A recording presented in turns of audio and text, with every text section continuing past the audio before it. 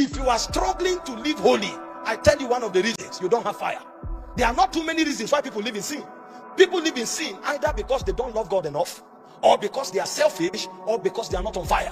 So if you find yourself struggling to live holy, if everything is a temptation to you, know that your fire has gone down. The moment fire comes, it imparts you with the ability to live holy. When I read my Bible, sometimes I'm moved to tears. I see the patriarchs of faith. They were tempted, they fled. Some stood their ground. In our own case, we are not being tempted. We are the ones pursuing temptation. Joseph was in Potiphar's house. The woman threw herself at him. How was he able to stand?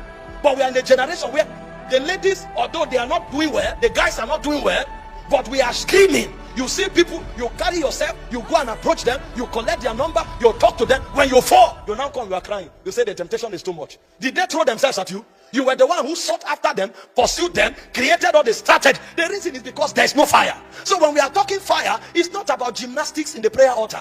It's not about gymnastics in the prayer meeting. It's about the capacity to walk holy in a sinful generation. When fire comes, it engenders holiness. Malachi 3 verse 3, it said, "It shall sit as a refiner's fire, and it shall thoroughly purge the sons of Levi, and purify them as gold and silver is purified by fire, so that they can bring acceptable worship unto the Lord." So when you find people who are on fire, the second benefit is that they naturally live holy. Every time you start struggling, check your fire. Something has happened. It has gone down. This is why we are talking fire here, because God wants to use a generation. But the God we are talking about, the Bible said, "Thou, O Lord, out of a purer eyes." He said your eyes cannot behold iniquity. He cannot use a generation that is living in iniquity. This is why you have had visions talking to multitudes. None has happened. You have seen yourself raising the dead. It does not happen, because you cannot combine sin and the Spirit of God functioning at the same time.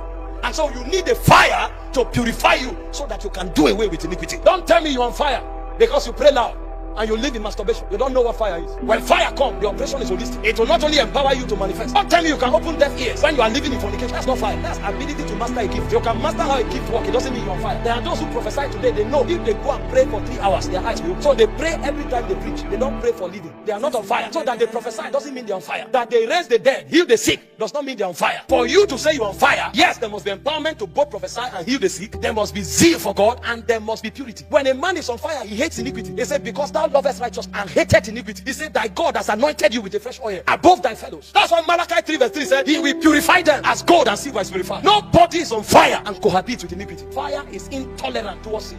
This is not you trying to exercise discipline.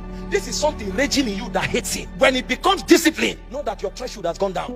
Don't live at the level of discipline for long. You will fall. Satan is a skillful fighter. He knows what to do to kill your discipline. When you come to discipline, that's the lowest threshold. Quickly bounce back. Discipline is very important. It's a good virtue and character of the spirit.